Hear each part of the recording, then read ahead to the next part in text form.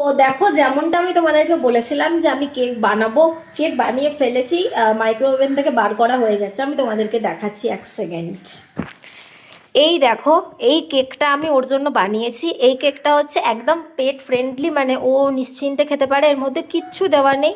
Just oats, একটু সামান্য মধু টেস্টের জন্য, ডিম আর হচ্ছে কলা দিয়ে এই কেকটা ওর পুরো বানানো হয়েছে। আর আমি সেম অ্যাজ দ্যাট এই একটা কেক আনিয়েছি। এটা হচ্ছে ডাবল চকলেট ক্রিম বেলের এই কেকটা, আইসক্রিম কেক। এই কেকটা আমি কোনোদিন খাইনি, আমি জানি না কেমন খেতে। আমি এই কেকটাও আনিয়েছি যাতে বাড়ির সবাই খেতে পারে ও কাটার পর। আর এইটা করেছি হচ্ছে যাতে শুধুমাত্র ওই খেতে পারে। তো আমি দু রকমেরই কেক ওই জন্য ব্যবস্থা করেছি, কারণ ওর যেটা বানানো সেটা বাড়ির কারোর মুখে রুচবে না, ইনফ্যাক্ট আমারও রুচবে না। কিন্তু ওটা ওর শরীরের পক্ষে ভালো, তাই ওর জন্য বানিয়েছি।